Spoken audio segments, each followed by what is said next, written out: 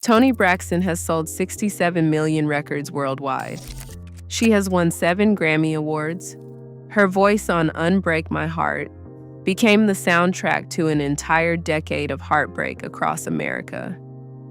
But behind the ballads and the accolades, her family has lived through the kind of pain that no amount of fame or money could fix.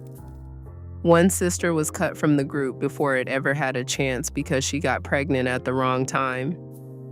Another tried to end her own life in a hotel room in Los Angeles.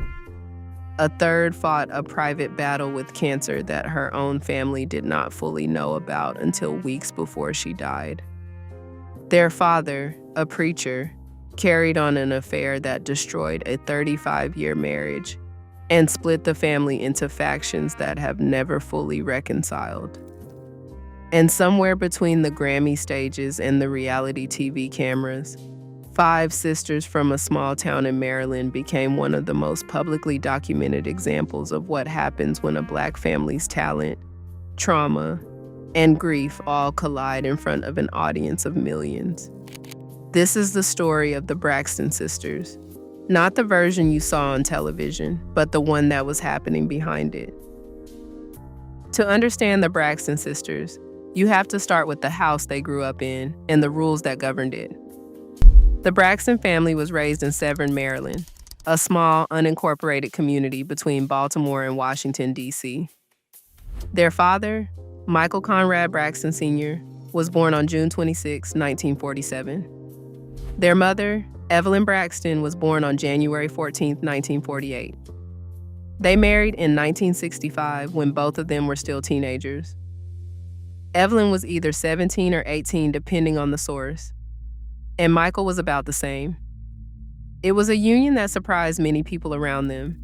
2 young people barely out of high school, stepping into a life that would produce 6 children over the next decade. Michael Sr. was a minister, and the household he built reflected that. The Braxton home was strict, deeply religious, and structured around the church. Music was not a hobby in that family. It was worship. Before any of the Braxton children ever stepped inside a recording studio, they sang in the choir. They toured the East Coast as a family, performing at churches and religious events. The children, all 6 of them, were raised to understand that their voices were not just instruments. They were offerings. The first child, Toni Michelle Braxton, was born on October 7, 1967. Then came Michael Jr. in 1968, the only son. Traci Renee arrived on April 2, 1971. Towanda Chloe followed on September 18, 1973. Trina Yvette came on December 3, 1974. And the youngest, Tamar Esteem Braxton, was born on March 17, 1977. By every account, the sisters were close from childhood. They harmonized naturally, almost instinctively. The family's origin story, the one they have told in interviews for decades, is that it began when a 5-year-old Tamar sat in the bathroom and demanded that somebody bring her some toilet paper. One by one, the other siblings gathered outside the door and started singing about it. They turned a household complaint into a group performance. It was, by the family's own telling, the first time they all harmonized together. That early harmony would carry them forward, but it would also become the source of one of the deepest and most enduring wounds in the family, because what happened next was that the music industry took one of them and left the rest behind. In 1989, all 5 sisters signed their first record deal with Arista Records. They were a group. They were the Braxtons. In 1990, they released their first single as a quintet, a song called Good Life.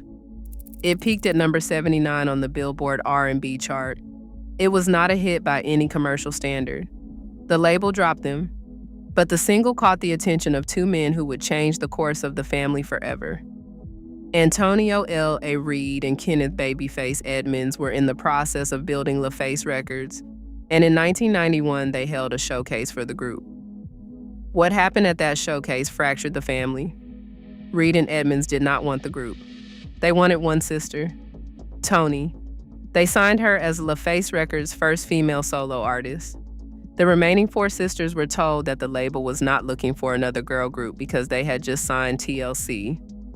Toni went on to record a debut album that sold over 10 million copies worldwide. The others became her backup singers. For Traci specifically, the separation carried an additional layer of pain. When the remaining sisters attempted to continue as a group, signing with Atlantic Records through LaFace in the mid-1990s, Traci was not part of it. She had become pregnant with her son, Kevin Jr., and the label would not allow her to sign. She was effectively pushed out of her own family's musical career because she was going to be a mother. It was not confirmed publicly until years later, when Towanda appeared on the reality show, Starting Over in 2004, and acknowledged what had actually happened. Traci carried that exclusion for the rest of her life. She spoke about it openly on the first season reunion of Braxton Family Values, telling host Wendy Williams that she felt like a middle child, seen and not heard. The pain in that statement was not subtle. It was the kind of wound that calcifies over decades. The feeling that the people closest to you moved forward and left you standing in the hallway. The three remaining sisters, Tamar, Trina, and Towanda, released one album as a trio in 1996 called So Many Ways. It was modestly successful but never broke through in the way that Toni's solo career had. Toni was, by that point, one of the biggest female artists in the world. Her second album, Secrets, released in 1996, sold over 15 million copies worldwide. Unbreak My Heart became the biggest hit of her career and one of the defining ballads of the 1990s. She won Grammy after Grammy. She was compared to Whitney Houston and Anita Baker. She was, in every measurable way, a superstar. But behind the platinum plaques, Toni Braxton was drowning financially. And the story of how that happened is one of the most egregious examples of how the music industry exploited its artists, particularly Black artists, during that era. Despite generating over $170 million in album sales from her first two records alone, Toni Braxton received a royalty check for $1,972. That is not a typo. Her contract with LaFace Records paid her roughly 33 cents per album sold. After the costs of recording, production, promotion, and touring were deducted, there was almost nothing left. She sued the label in 1997 to get out of her contract. They countersued. In January of 1998, she filed for Chapter 7 bankruptcy. The fallout was devastating. She was forced to sell her belongings to cover debts: clothing, jewelry, cars, her baby grand piano, and even her Grammy Awards were auctioned off. She took a role in the Broadway production of Beauty and the Beast just to have a steady income. Eventually, a settlement was reached, but the terms were never disclosed, and Toni was legally restricted from discussing the specifics of the case. She rebuilt. She released more music. She launched a Las Vegas residency at the Flamingo Hotel in 2006, replacing Wayne Newton as the headlining act. She performed 6 nights a week and drew enough of a crowd that the residency was extended through 2010. But the rebuilding did not last because something was wrong with her body that nobody could diagnose. In April of 2007, Toni Braxton collapsed on stage during a performance in Las Vegas. She was hospitalized immediately. She canceled the residency shortly after, citing health reasons. For years, she had been experiencing fatigue, chest pains, and a general sense that something was off. She was told at one point that she had suffered a heart attack and would never perform again. But the true diagnosis eluded her for nearly a decade. It took 10 years, multiple doctors, and countless hospital visits before she was finally diagnosed with systemic lupus erythematosus, a chronic autoimmune disease in which the body's immune system attacks its own tissues and organs. Lupus is unpredictable. It can affect the skin, the joints, the kidneys, the brain, and the heart. In Toni's case, it attacked her heart. In 2022, doctors discovered that 80% of the main artery in her heart was blocked. She needed an emergency stent placed to prevent what her doctors described as a widowmaker heart attack, the kind of cardiac event that most people do not survive. She later told interviewers that she had dismissed the warning signs, the chest pains, and the shortness of breath because she assumed they were symptoms of grief. Her sister Traci had just died. She thought the pain was sadness. It turned out to be her body failing. The lupus diagnosis had cascading effects on her career and finances. Unable to perform, unable to be insured, unable to get work, Toni filed for bankruptcy a second time in 2010. She owed somewhere between $10 million and $50 million, largely because she had self-financed her Las Vegas show to avoid the contractual issues that had burned her the first time. Her health destroyed that plan entirely. To add insult to injury, during the bankruptcy proceedings, she lost the rights to 27 of her own songs. A man named Ross Klein outbid her, paying more than double the $20,000 Toni had available to buy back the music she had helped write. And through all of this, Toni was also navigating motherhood and the discovery that her youngest son, Diesel, had been diagnosed with autism at 3 years old. She later wrote in her memoir, Unbreak My Heart, that she initially believed God was punishing her for a previous abortion, a belief rooted in the strict religious upbringing she had never fully left behind. The guilt consumed her. It took years, advocacy work with Autism Speaks, and intensive early intervention programs before Diesel's symptoms began to improve. By the time he was 13, Toni said publicly that he was no longer on the spectrum. He graduated high school and enrolled at Howard University. But the emotional toll of those early years, the shame, the self-blame, the fear, left marks that Toni has spoken about with striking honesty. If Toni's story is one of a woman whose talent was exploited and whose body betrayed her, the story of her youngest sister, Tamar, is about what happens when the cameras you invited into your life become the thing that nearly destroys you. Traci Braxton was always the loudest, the funniest, the most outrageous of the sisters. She was the baby of the family, and she performed that role both on and off screen. When Braxton Family Values premiered on WETV in April of 2011, it was Tamar who became the breakout star. Her personality was magnetic. She was quotable. She was dramatic. She was, in the language of reality television, great TV. She landed a co-hosting role on The Real from 2013 to 2016. She released her second album, Love and War, in 2013, and it became a commercial hit, finally establishing her as a solo artist outside of Toni's shadow. But the version of Tamar that audiences saw on screen was not the version that existed when the cameras turned off. On July 16, 2020, Tamar Braxton was found unconscious in her room at the Ritz-Carlton Residences in downtown Los Angeles. Her boyfriend, David Adefeso, called 911 after discovering her. She had been drinking and had taken prescription pills. She was rushed to the hospital and later transferred to a mental health facility. 2 weeks later, Tamar confirmed publicly on Instagram that she had attempted to end her own life. She wrote that it was only God's grace and mercy that she was still alive. She described feeling betrayed, taken advantage of, overworked, and underpaid by the reality television industry. She said she had written a letter 2 months earlier asking to be released from what she considered to be excessive and unfair conditions. Her cry for help, she said, went totally ignored. In a later interview with Taraji P. Henson, she went deeper. She said she had been estranged from her sisters and her mother at the time. Her relationship with Adefeso had become volatile. She felt she was being portrayed as the angry Black woman on television, a characterization she had begged producers to stop reinforcing. She said her son Logan, who was 7 at the time, was the reason she had made the decision.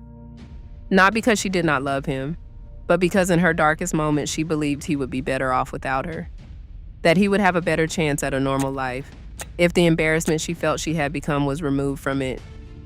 The show had also revealed, without her consent, that Tamar had been molested as a child. The way it was disclosed on camera was deeply traumatic for her. She later said she had spent years trying to bury that part of herself, and that having it surface on national television undid years of coping. The trauma manifested in how she dealt with relationships, how she processed conflict, and ultimately how she came to the breaking point in that hotel room. Tamar survived. She has spoken about her recovery with increasing openness, crediting her faith in her son for giving her a reason to keep going. But the incident exposed something larger about the cost of reality television on Black families, the way networks profit from dysfunction, while the people on screen absorbed the damage. And then came the loss that none of them could have prepared for. The one that changed the shape of the family permanently. Traci Braxton, the sister who had been left out of the group, the one who spent decades being seen as the quiet one, the overlooked one, was diagnosed with esophageal cancer in 2021. She fought it privately. She did not make public statements. She did not turn it into a storyline. She simply went through treatment and tried to survive. On March 12, 2022, Traci Braxton died. She was 50 years old. Her husband, Kevin Surratt, confirmed the cause of death. The family released a statement through Toni's social media accounts. They called her a bright light, a wonderful daughter, an amazing sister, a loving mother and wife and grandmother. They said she passed as the snow was falling, and that their angel was now a snowflake. Toni spoke publicly about Traci's death for the first time on the Tamar Hall show later that month. She described waking up every morning and asking herself if she had dreamed it. She said the family was all there at the end. Traci's son was there, her husband was there, the sisters were there, the hospice nurses were there. It was, in Toni's telling, a room full of love, but it was also the kind of loss that she said you never think will happen to your family. What made Traci's death particularly painful for the surviving sisters was the unresolved tension that had existed between them for years. The show had documented their arguments openly. Traci had spoken about feeling like the outsider, the one who was never fully included. The sisters had gone through periods of not speaking. There were seasons of Braxton family values where the friction between Traci and her siblings was the central storyline. After she died, some observers questioned whether the sisters had genuinely supported Traci, or whether the public displays of grief were performative. It was an unfair question in many ways, but it reflected the price of having lived so much of their family life on camera. When everything is documented, the gaps between what you said and what you did become visible to strangers. But Traci had not spent her final years defined by that exclusion. Slowly, and largely on her own terms, she built something for herself. In 2013, she signed with the independent record label Entertainment One and began recording her debut solo album. Her song Last Call climbed the Billboard Hot 100 in 2014, more than 2 decades after she had been pushed out of her own family's group. All 4 of her sisters appeared in the music video. It was, in its own quiet way, a correction. A moment where the family that had moved forward without her came back and stood beside her. She released a second album in 2018 called On Earth. She hosted her own radio show called The Traci Braxton Show.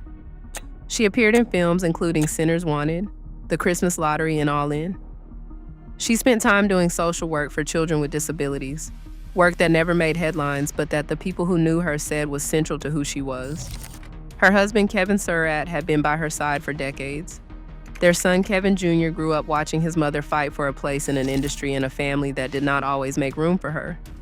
Towanda later said on The Braxtons that watching Traci fight cancer with courage and without complaint gave her the strength to face her own struggles. She said if Traci could do that and never once asked for sympathy, then she could stand tall through anything. Traci was a person with a full life, not just the sister who got left behind. And the fact that she asked her family to continue telling her story after she was gone suggests that despite everything, despite the arguments and the silences and the years of feeling unseen, the bond held. Traci's death was not the only loss the family absorbed in those years. On December 20th, 2018, Trina Braxton's ex-husband, Gabe Solis, died of pancreatic cancer at the age of 43. Solis and Trina had been married for 12 years before divorcing in 2015, and their relationship had been a recurring storyline on Braxton Family Values. What the cameras did not always show was that after the divorce, Trina and Gabe had rebuilt a genuine friendship. They spoke almost every day. He had helped raise her 2 sons from a previous relationship when their biological father did not. When he was diagnosed with cancer, he kept it hidden from almost everyone. His family later said that he went to the doctor thinking he was completely healthy and was told he had months to live. Tamar revealed on Instagram that she found out he was sick only 3 weeks before he died. Trina later described the grief as almost impossible to navigate. She was mourning a man she had once been married to while trying to build a new life with her fiancé, Von Scales. She told Essence that sometimes when you are close with your ex, your current partner does not understand how you can still have a friendship. She said Gabe was more than an ex-husband. He was the man who raised her children. And then, 4 months after that, in April of 2019, the family suffered yet another blow. Lauren Braxton, the 24-year-old daughter of Michael Braxton Jr., the only brother in the family, was found unresponsive on the kitchen floor of her Maryland home. A friend had been with her just 10 minutes earlier. Paramedics were called, but she was pronounced dead at the scene. Her father initially told reporters that her death was related to a heart condition. But the Maryland Medical Examiner's Office later determined the cause of death was heroin and fentanyl intoxication. She was 24 years old. Her Aunt Traci told reporters that Lauren was more than a niece to her. She was like a daughter. Trina posted on Instagram that God had sent her another angel. Toni called Lauren amazing and said she was heartbroken. The loss rippled through the entire family at a time when they were already carrying more grief than most families will experience in a lifetime. Beneath all of these individual tragedies lies a foundational fracture that the family has never fully healed. In the year 2000, after 35 years of marriage, Michael Braxton Sr. and Evelyn Braxton divorced. The reason, which the family has discussed openly on their show and in interviews, was that Michael had been carrying on an affair for years with a woman named Towanda. He eventually married her. The daughters, every single one of them, took their mother's side. The rift between the sisters and their father became one of the most persistent and painful dynamics in the family. Michael did not attend Trina's wedding because the sisters refused to invite Towanda. He did not visit Tamar in the hospital after her suicide attempt. When Tamar invited him to her son's birthday party but refused to include Towanda, it became a flashpoint. Michael later said that Towanda was not the reason the marriage ended, that it had been broken long before her. He said he and Evelyn had married too young and that the dynamic had made him miserable. But for the daughters, the specifics of the timeline mattered less than the fact that their father, a preacher who had raised them in a household built on faith and discipline, had broken the most fundamental covenant of all. Evelyn never remarried. She nearly did, coming close to a wedding in 2012, but called it off without explanation. She remained the matriarch, the center of gravity around which the family orbited. And the daughters remained protective of her in a way that left very little room for their father to re-enter without meeting conditions he was unwilling to accept. And through all of this, Towanda, the sister who rarely made the biggest headlines, was quietly managing her own crises. She had married Andre Carter, and together they had 2 children, Braxton and Brooke. The marriage did not survive the pressures of raising a family inside the Braxton orbit, and they divorced. On the show, the dissolution of Towanda's marriage was discussed with the kind of frankness that reality television demands, her sisters offering opinions and unsolicited advice, while Towanda tried to hold herself together. She never had Toni's solo career or Tamar's breakout television moment.